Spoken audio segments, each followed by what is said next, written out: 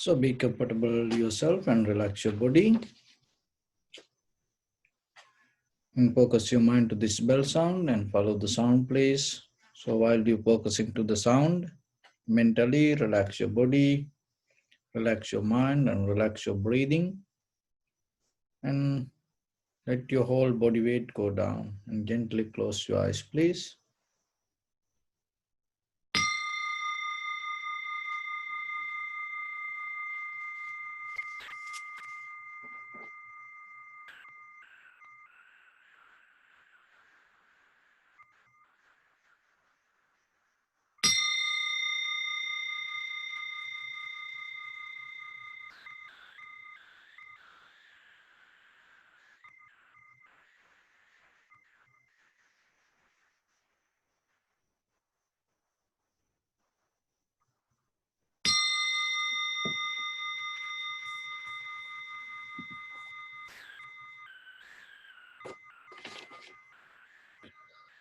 Namo tassa bhagavato arahato samma sambuddhassa. Namo tassa bhagavato arahato samma sambuddhassa. Namo tassa bhagavato arahato samma sambuddhassa. So dear Dhamma friends, in this meditation session, we mainly going to practice Samatha mental culture and Vipassana mental culture. So when it comes to practice mental culture, we use the word meditation. It's mainly habituating our mind. So meditation means another way, you habituate your mind, and other thing is settling down each and every corner in your mind to be as it is. So you are not referring, or you are not bringing, or you are not inviting, or you are not pushing, you are not maintaining any part of in your mind. So when it comes to mind, remember we talk about the whole body. It is not a part of your body. When we say mind in Vipassana level, that mind means your whole body, in and out. So you allow that everything to settle down. And it habituate means you practicing yourself to be as it is, without going towards any desires, without trying to make anything happen, just allowing to settle down. So we do that for other things sometimes. As example, when you make something, so you glue it and you allow it to settle down. You don't touch, you don't do anything. You allow it to be as it is. And sometimes when you cook, and after you cook, you don't do anything. You just allow it to settle down as it is. So when you plant a tree, once you plant it, and sometimes you don't disturb to it for a certain period of time. You allow it to settle down. So the same thing with your mind, with your body, you just allow it to settle down. So in the tranquility state, that is very important. And once you settle down yourself, it will help your mind to make it usable for Vipassana level. So mainly we practice two mental cultures, Samatha and Vipassana. So in Samatha mental culture, we tranquilize our mind, calm down, bring our mind to one pointness, and it called Chitta Bhavana and Samatha meditation, tranquility meditation, so on like that. And why it important for us to allow our mind to calm down in the beginning? Because the nature of the mind, it always go with whatever available, and once it go with whatever the available nature or the thoughts, so then the mind start to become like that. So if your mind always depending from past or the future, in this very moment you cannot recognize things as it is. So that's why in the beginning you have to practice and bring your mind to this one pointness and stay and allow it to settle down. Once it settle down, through your eye, ear, nose, tongue, body, mind, whatever the perception come to you, you can recognize it as it is. So that is the very first step, you entering to the wisdom path. In the beginning of, in the very nature of the mind, in the beginning of your mind, it is very vivid, sharp, clear.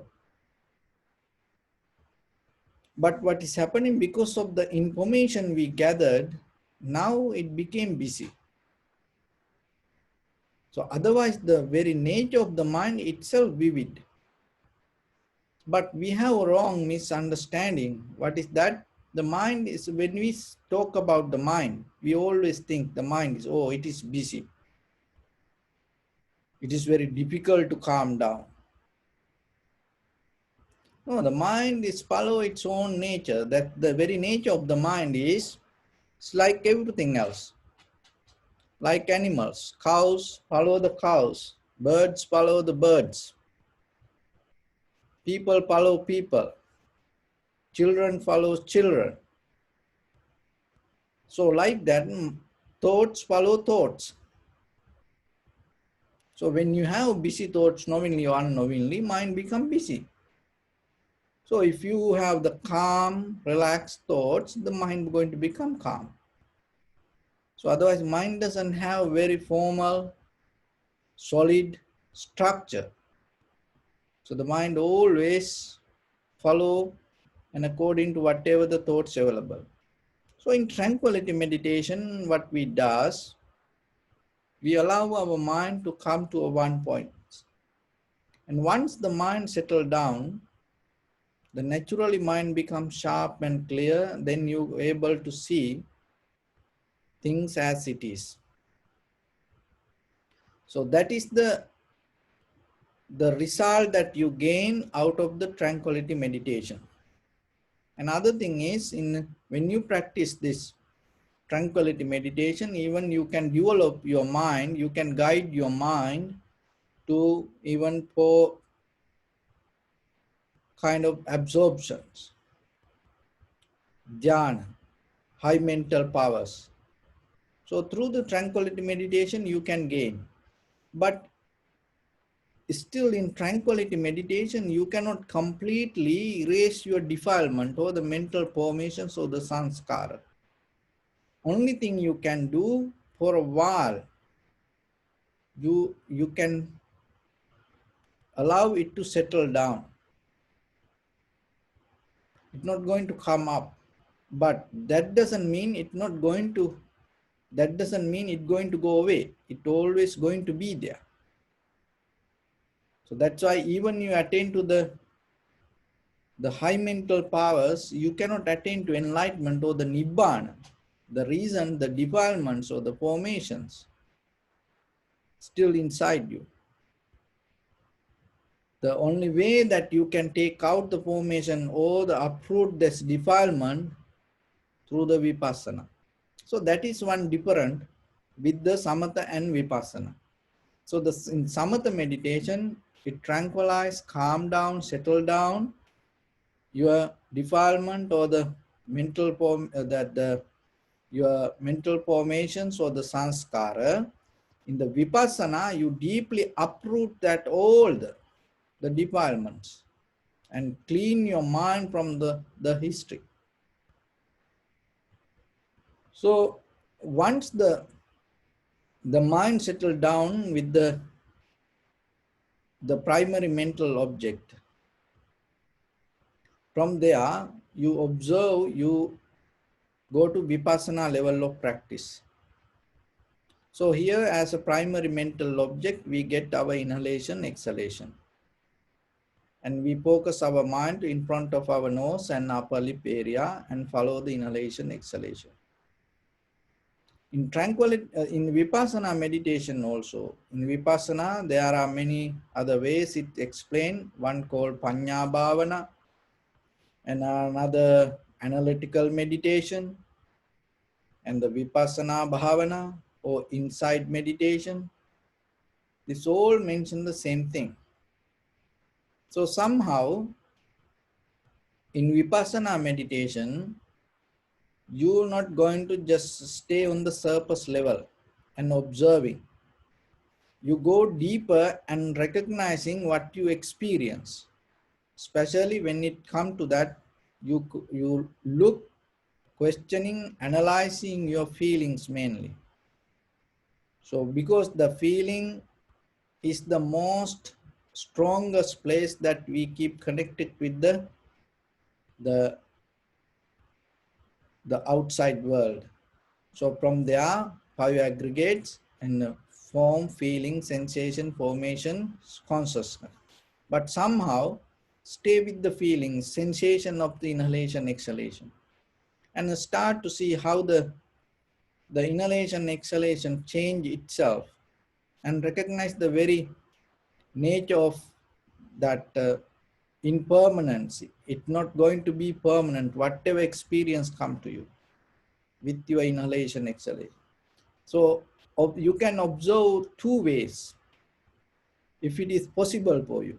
One is yourself from your side, that what you experience as inhalation, exhalation itself, it change your feelings.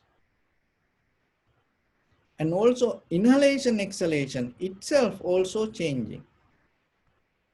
So from your side, your feelings change, and from exhalation, the inhalation, exhalation, from that side, it also change. It also not going to be solid. And selflessness.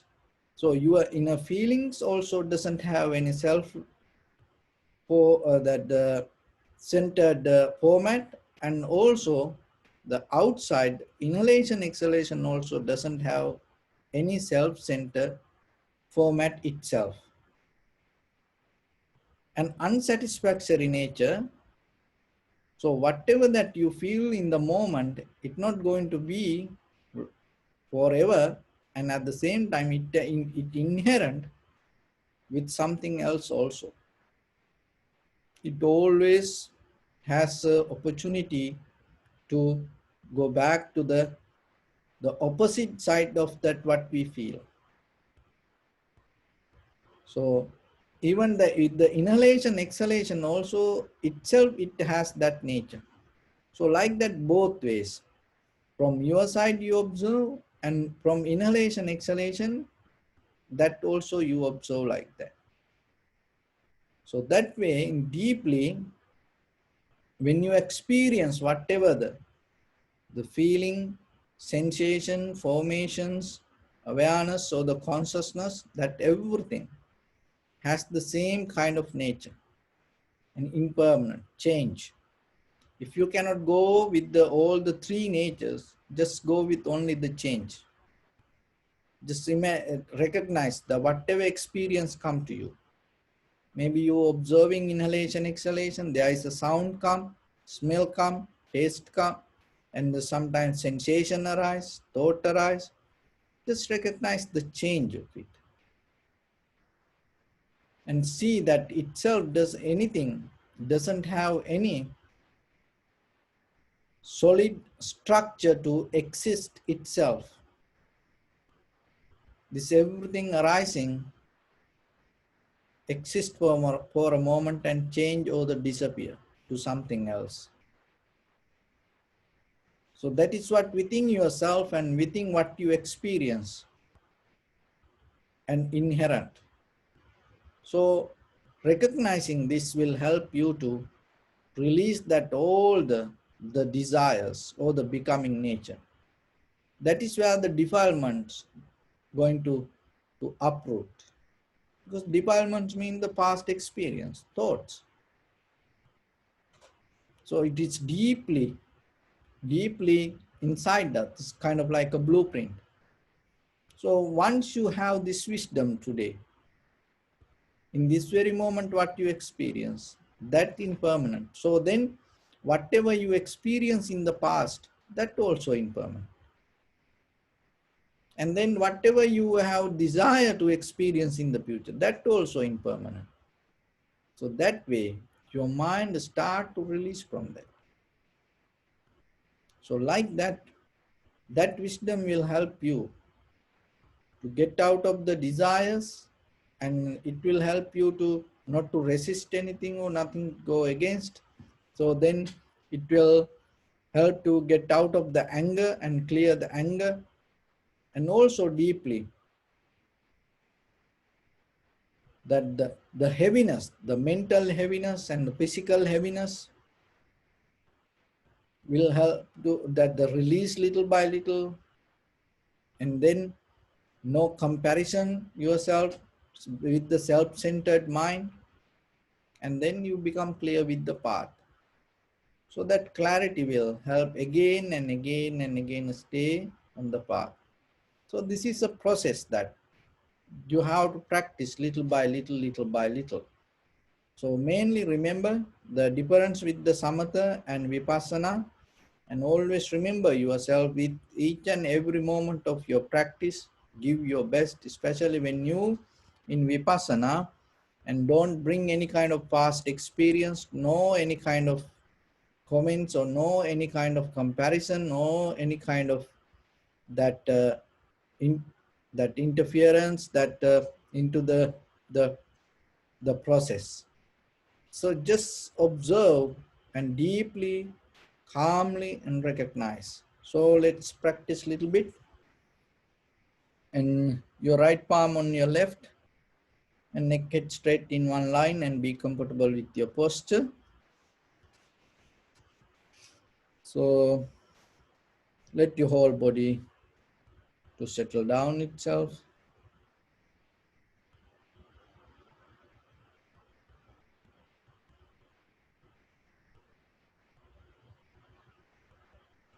Bring your attention to your body and scan head to toes yourself 3 times and say Sopatveva, or may I be well and happy 3 times.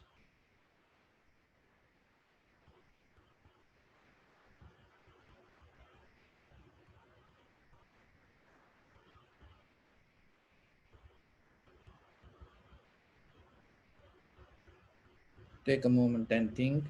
We gathered here in this moment to practice this ancient meditation technique. All the Buddhas, all the enlightened masters followed this path and achieved wisdom. So we also gathered here to accumulate that knowledge in this moment with this sitting. May my body become more comfortable. May my breath be more smooth. May no difficulties come to me. May all the success come to me. Also think for a moment. This is the last moment we are spending in this very lifetime. And detach your mind from all your past memories, and as well as any kind of future thoughts. Just try to remain in the present moment, observing the sensation of your inhalation, exhalation. So deeply and gently breathe in, breathe out 3 times and find the sensation of your inhalation, exhalation in front of your nose and your upper lip area.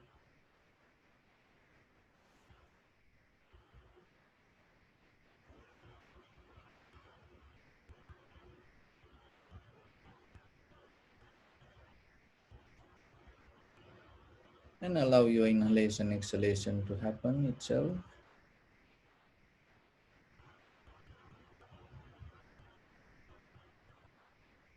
And separately recognize this is inhalation, this is exhalation.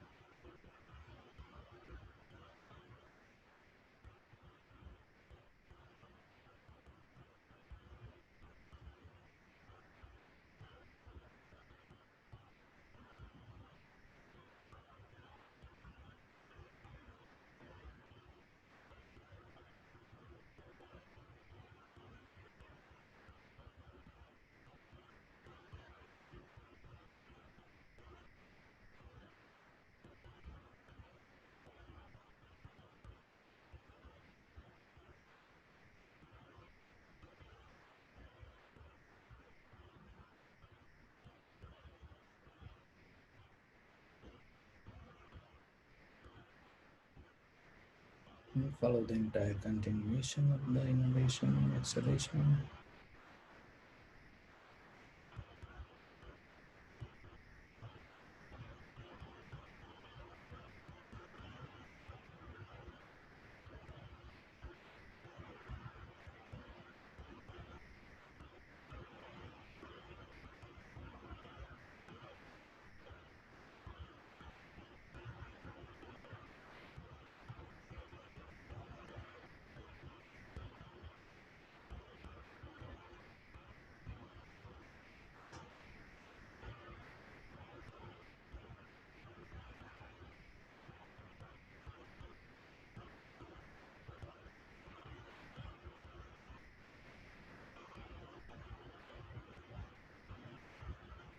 You may see some inhalation, exhalation become longer, shorter, heavy, soft, warm, cold.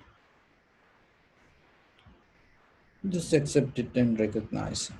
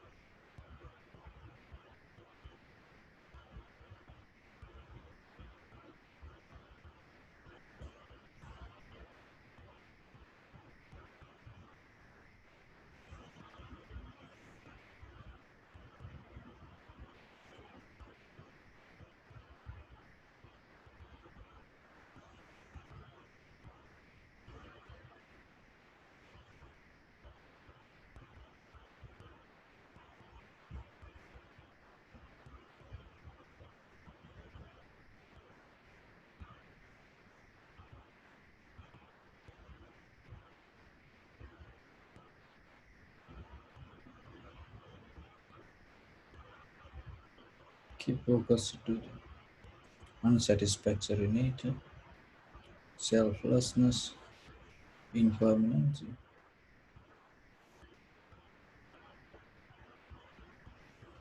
Whatever you experience,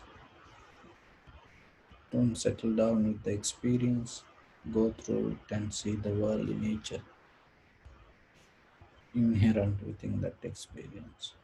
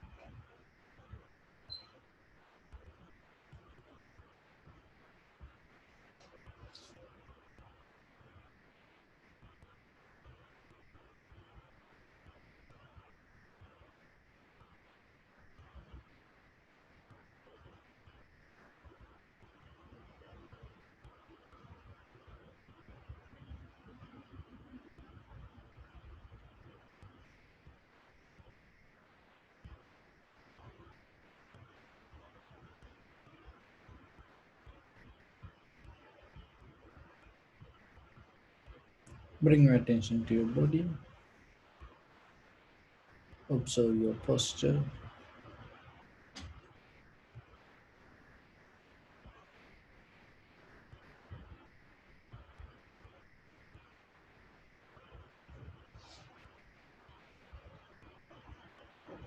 We cultivate loving kindness and compassion in our heart and radiate it as a light through your compound, village, city, state, country, world, around this universe. Also, as far as we can through galaxies, other planets, stars, reminding ourselves like this.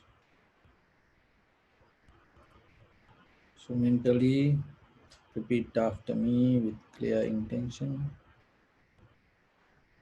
May all living beings in this universe be well and happy.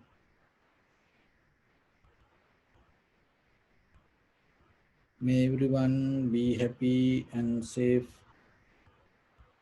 and may their hearts be filled with joy. May all living beings live in security and in peace. Beings who are frail or strong, tall or short, big or small, visible or not visible,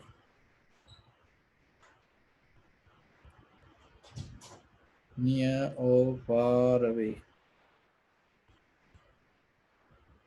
already born or yet to be born. May all of them dwell in perfect tranquility.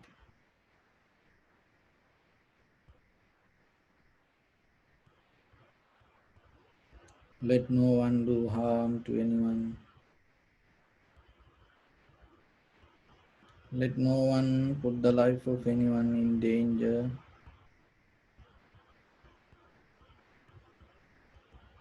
Let no one, out of anger or ill will, wish anyone any harm.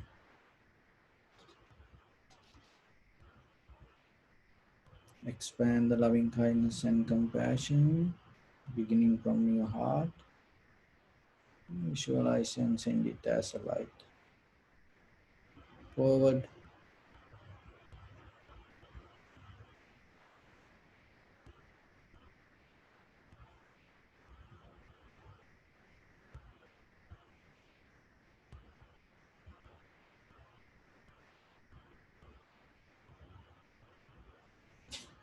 to your backside,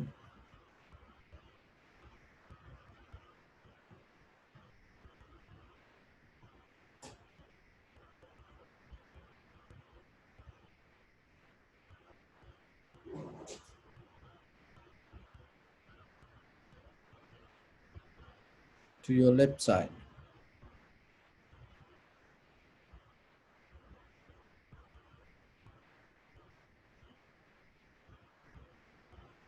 and to your right side.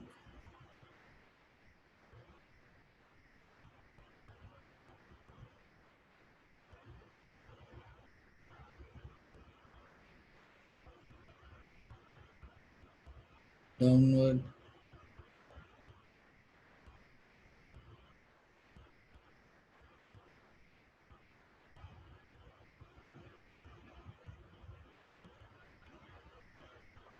and upward.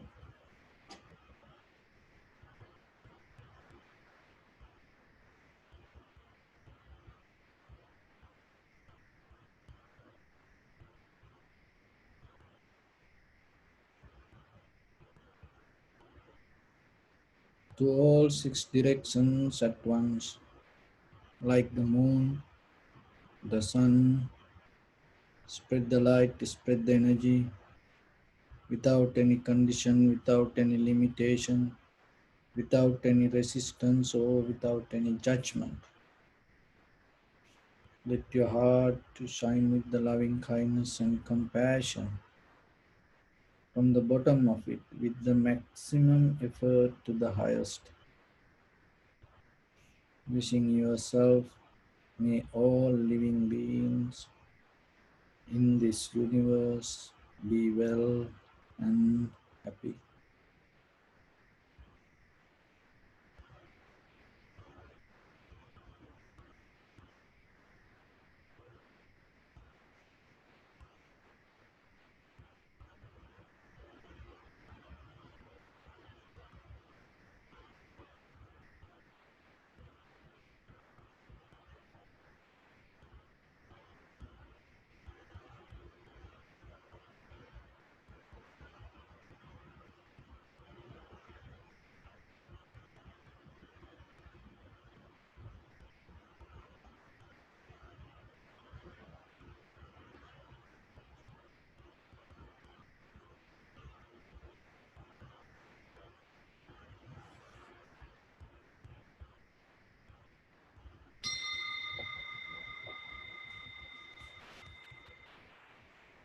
Say sadhu, sadhu, sadhu.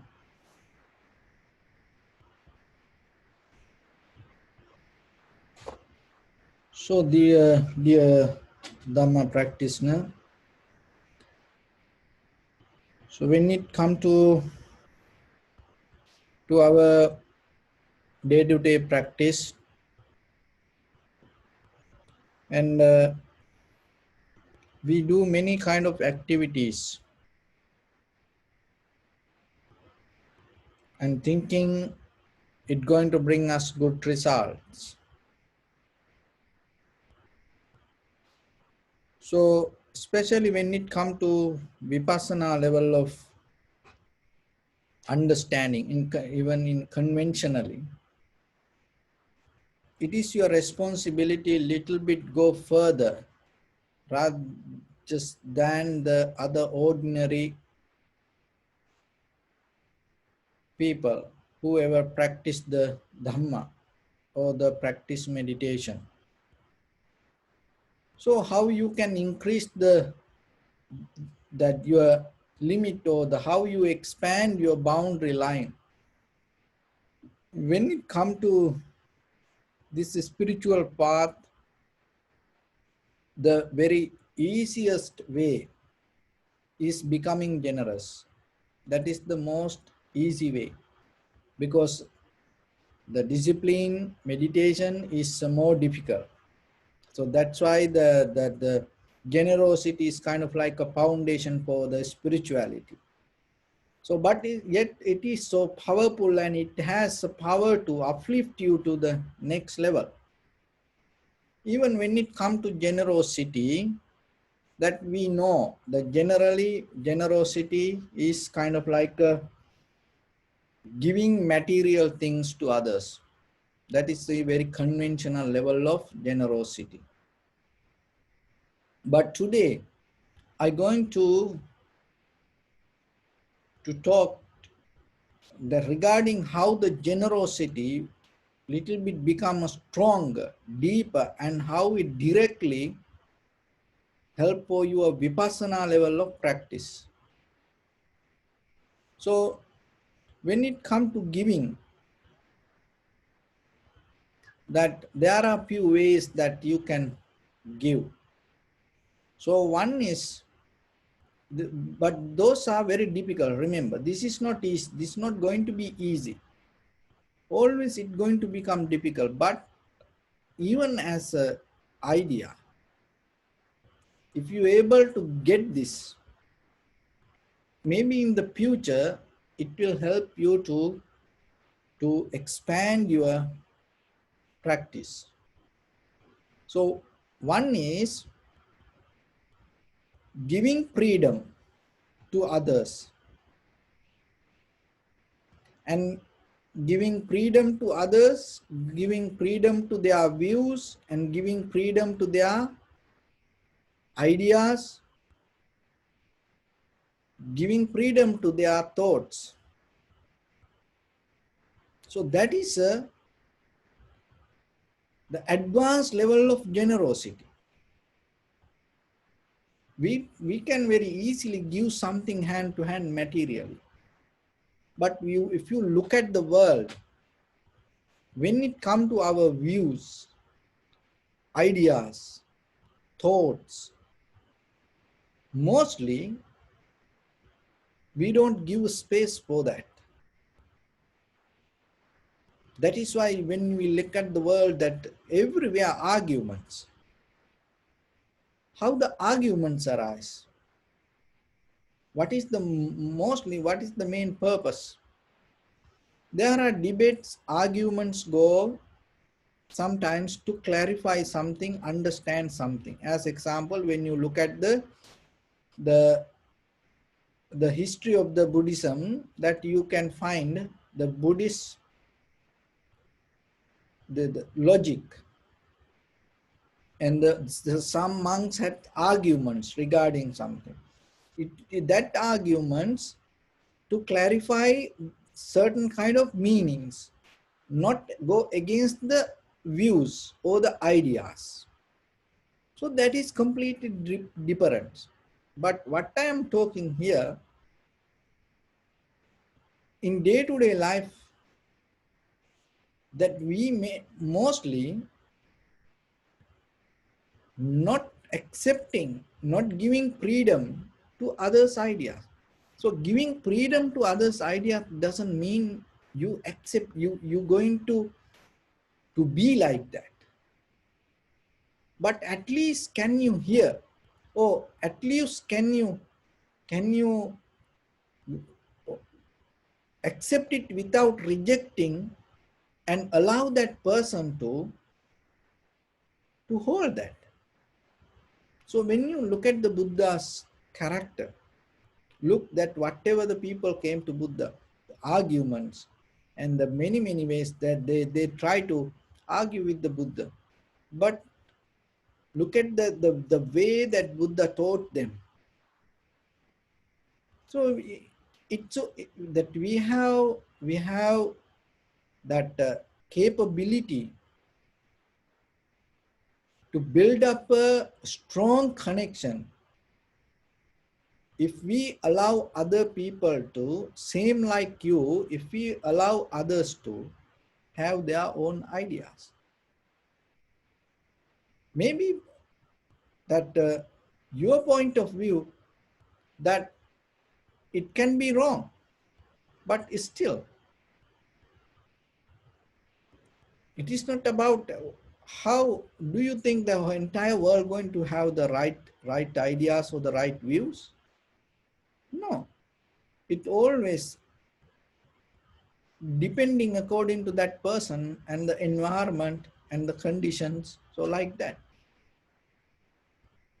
So in Vipassana level, remember, when you become generous, learn to give the freedom for other views. It's difficult. It is going to become kind of like a very hard, difficult. But still, start yourself to push your limit a little bit. It's okay. Sometimes it's kind of like you start to understand it's kind of like a nonsense. It is very wrong. But don't go against that. That is art. That is what that when it comes to deeper level of practicing dharma, that is where you expand your capacity and you become more matured with the practice. And otherwise the vipassana practice doesn't mean you just practice only close your eyes and sitting and meditation. No, after that, when you practice vipassana, means in your day-to-day life, your behavior should change.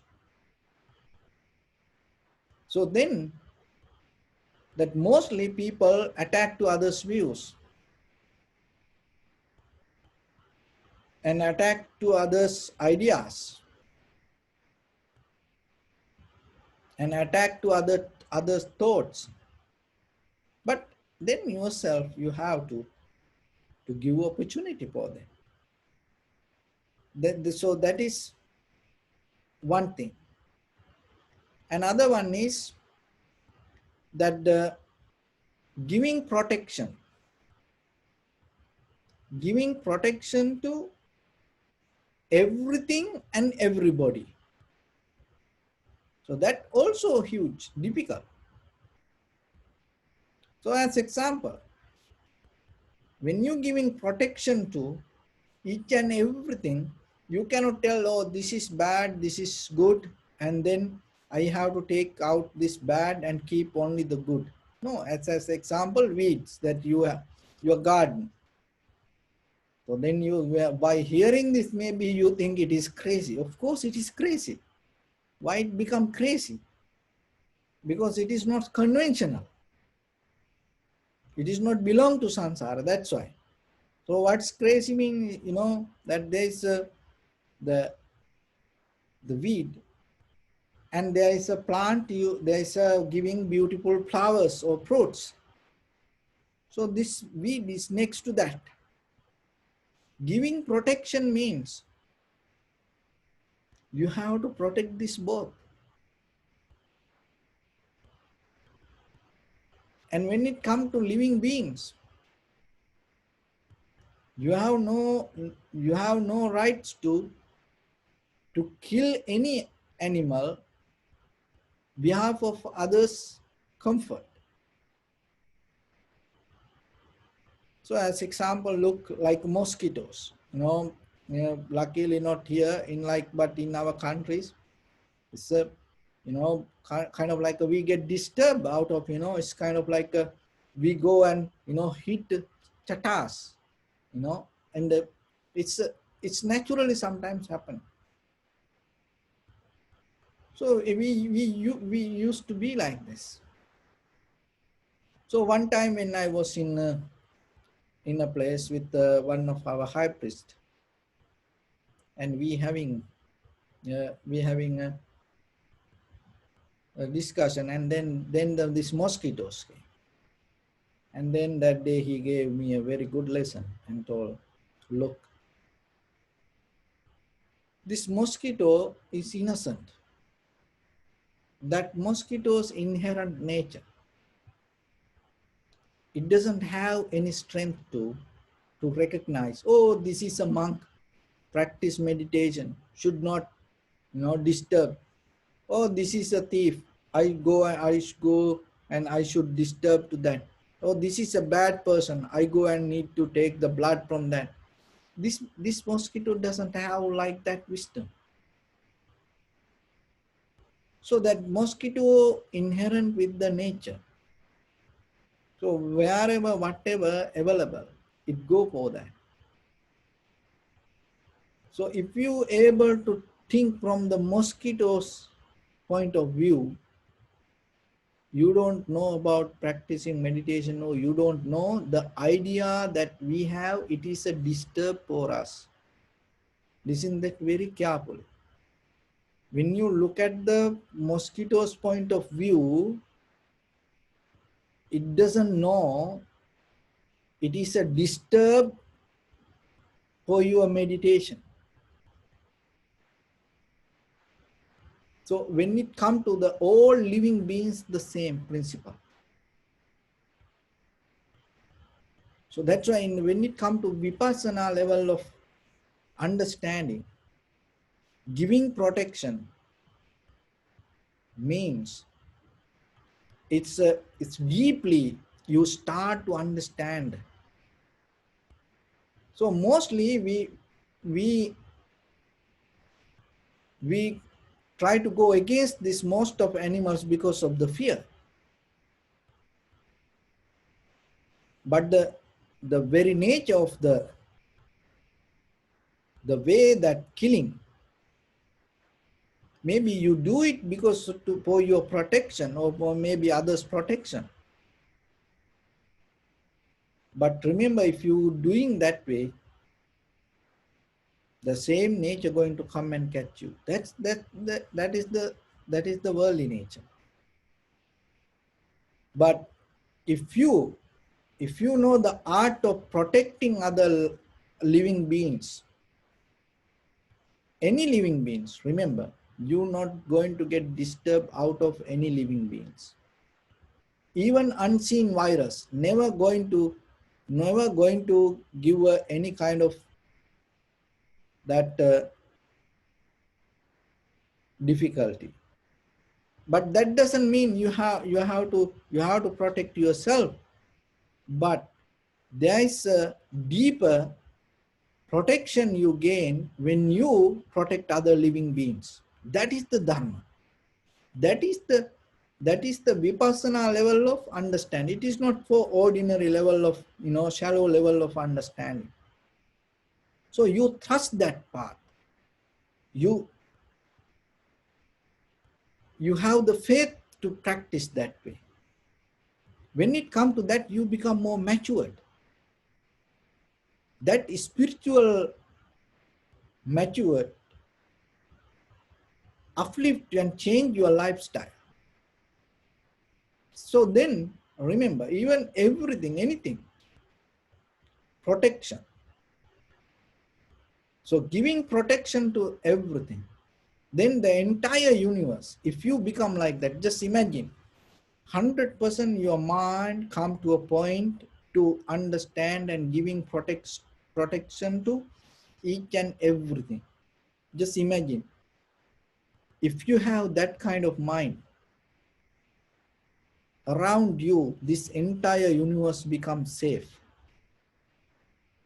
That's why in nature anymore never going to go against you, because that connection start to build deeper in that communication. So that is the power of that you build up. That's why Dhammo have rakhati dhammachari. So the person whoever protect the Dhamma, that he get the protection by the Dhamma. So the same principle then yourself, remember, if you give the protection to anything, and when it comes to that, no condition, even the any material.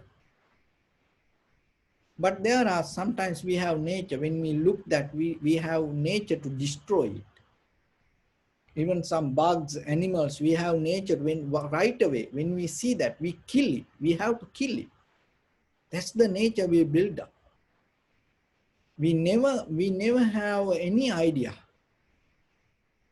to think even just one thought, from that point of, from that animal side. But see that vipassana is changing your life deeply. Another thing is giving space. So the giving space is very difficult. So the giving space physically and materially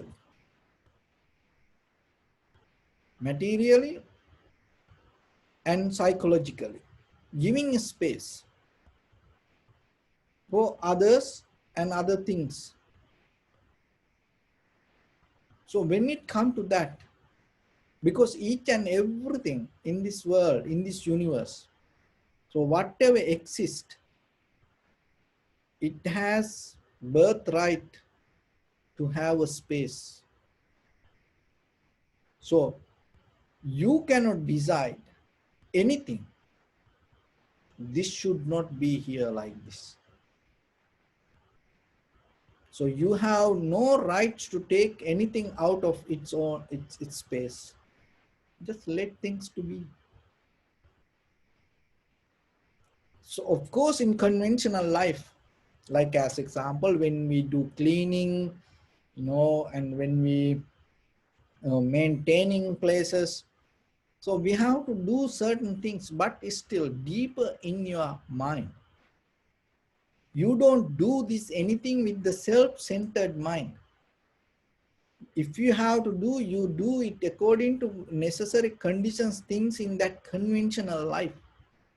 Otherwise, you don't do with the self-centered, egocentric ideas. So remember these three things. So the giving freedom to the views, ideas, thoughts, and giving protection to everything and everybody, and other thing is giving a space to everything and all living beings. So build up a heart to that level, and that if you able to practice that way, that is the highest of becoming generous. That is the vipassana level of that you completely become generous, not the conventional level of you giving things. Mostly we give that things to knowingly that we're going to get it somewhere in the journey of this samsara. Maybe we go to heaven, or we may go to better place. So like that, you will get a better house, you will get a better car, you will have a heaven, and in that heaven you have better bathrooms, and you get a more better toilet, you get a more better that living room. In heaven you have everything there. So with that conventional idea, sometimes we give, or maybe you give things, somewhere when you have difficulty, or somebody will give something to us. So like that, that's nothing wrong. You have to do it. You go with it. But this is more different than that.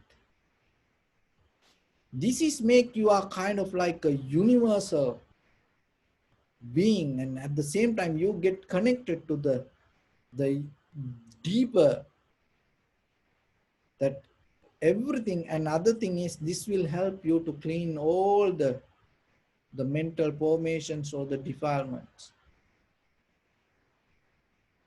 And then when you keep practice it within yourself, that become discipline to you. That become a stronger discipline. When you cultivate uplifting this generosity, these qualities in you, it become discipline to yourself. That become more. And if you want to go a little bit more deeper in the practice, so in that level, that how you can increase this your capacity. So in that level, as a quality, if you can develop tolerance or the patience, and that is very difficult. It is not kind of like a conventional. The unagitative consciousness, awareness. So if you become patient, or if you able to develop the tolerance within you, with your enemy, it is very easy. Because why? With the enemies that you're not going to be very closer with the enemies.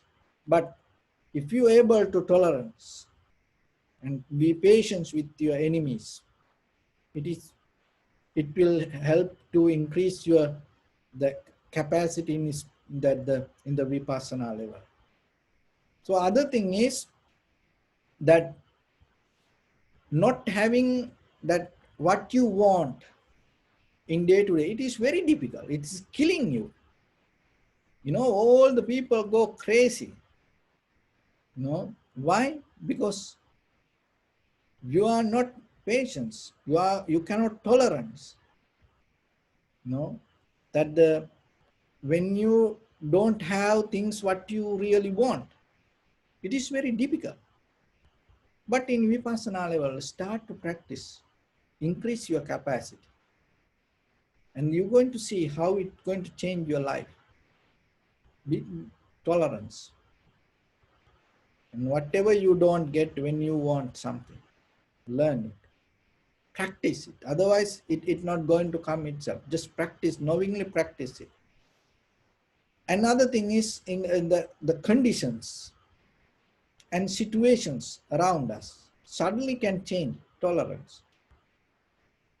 Accept it. Be like water. Just go with it. Don't try to struggle with that any situations.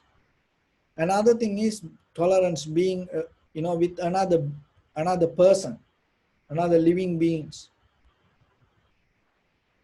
and start to, especially kind of like, it is very difficult, like If another person, from another country, another place, another person come and start to practice whatever your religion, maybe they start to talk your language, they start to adapt to your culture, accepting that it's very difficult. Even when you look at the human history, people kill each other. They don't allow. No, they don't allow to become like that way. It's very huge. But learn to be tolerant yourself. So this is only for, if you really look for vipassana level of, the mind to really, so uplift yourself. Another thing is tolerant friends. Very difficult. Because friends sometimes that you don't think that, you think they should be always, that whatever the situations come, they should be in your level. It's not going to happen. So when it's not happening, it becomes more painful than the enemies. Because enemy, you already have the idea about, them. And then you're not going to look for a situation to be calm, relax, and enjoy. But friends, it's kind of like you already know them, around them. And that's why mostly we get disappointed with your loved ones, the people who you love, and the mostly the people close to you. You get disappointed, you get mad, you get angry. Just think about it. So, but learn to be tolerant, be patient with them. Another thing is tolerance with the truth. That is the killing part. That is the highest. When you are able to develop your mind to be tolerant with the truth, then that is the your liberation happens. Because it is not easy. We are not ready for that unless we develop our mental capacity. So now you have to understand, it is just not only practicing through sitting meditation. It's completely transplant your brain, your heart, your entire the living that idea. So that is what vipassana. It is just not practicing or looking for impermanent. No, when you observe impermanent, to understand these things become very easy. Because why? Because your mind become more stronger to grab that and recognize deeply how it can help for you. So like that, try to uplift yourself. It effect. You can do that. And you can experience that when you look deeply, when you silently deeply look regarding the Buddha's character and all the enlightened masters, how they used to behave. And especially when it comes to the history of the community of Sangha, whenever you have time, read little bit, because it shows deeply these qualities in that community of the enlightened masters. Those are the beauty that carry with the knowledge of vipassana. You become completely brand new human being to this world, this conventional life. Otherwise, not just the conventional level of practice itself, you're going to be with the vipassana level. So just imagine that how that you can be a person giving protection to everything. Just imagine. In conventional life, that we cannot do that. See that also what you can do in conventional life, if you keep doing, you become a conventional living being. So that's why when you practice vipassana, so don't think that you have to keep doing the conventional thing. No, you little by little, even as the idea, just understand this, and 1 minute per day, that's enough. You don't need to go for 24 hours because you have to do a lot of things, other things. You are still practice and you are still on the way. But 1 minute, in that 1 minute, keep a discipline in yourself, giving freedom to any idea, giving freedom to any view. In that minute, if you keep practice, maybe one day, in that 1 minute, somebody can come and tell you are crazy. Accept it. Don't go against. You are an idiot. Accept it. That's the discipline. And in that 1 minute, give the protection to everything and don't disturb to anything. Maybe other time you can do it, but that minute, you become disciplined and giving it space. And don't try to move anything that with the self-centered mind. And even for other people. See, even in the bigger level, I just giving us some example. Look, sometimes even the politicians, you can see this nature very clearly. And sometimes when they come to power, what they does mainly, they take out all the Germans and the big people from the seat and take out from their space. See, it's happened everywhere. Even that in day-to-day life, when you suddenly that take power regarding something, and you come to a point, this should not be here, this should not be here. So like that way, you decide things. It's deeper, inherent that nature within us. That if you have time, that you should read about that the Stafford University research have done regarding this how the people change their behavior when they come to power. That's one of the wonderful research has done in the human history.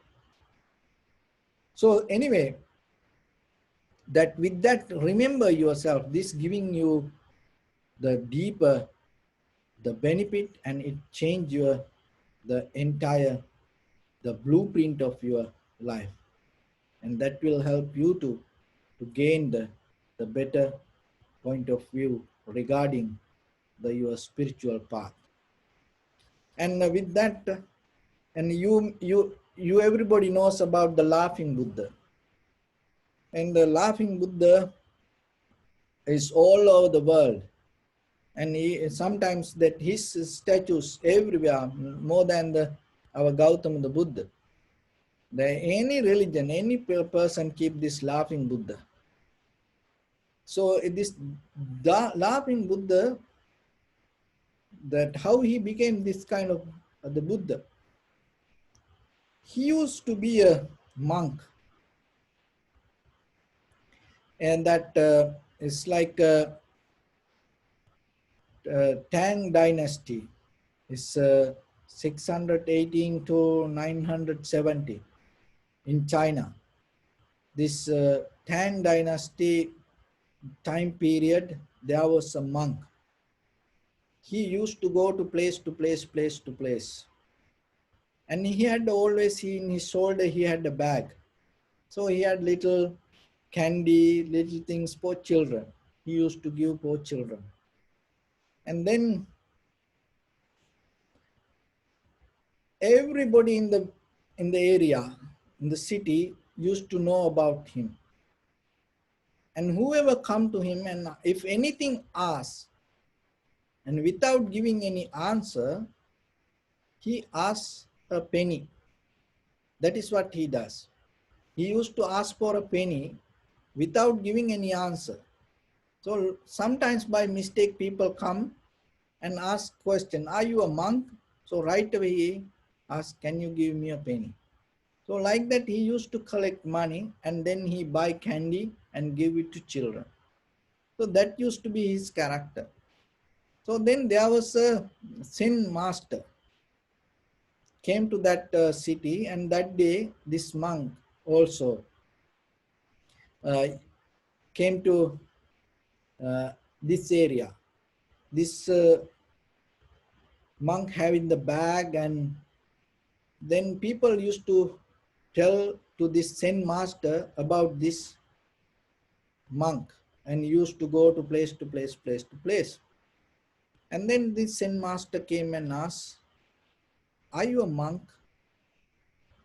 So then this his name is Hotei. Hotei. So then what he did, rather than giving uh, answer, that he throw the bag away from him. And then this Zen master understood he's a monk, because he giving up things that whatever belong to him.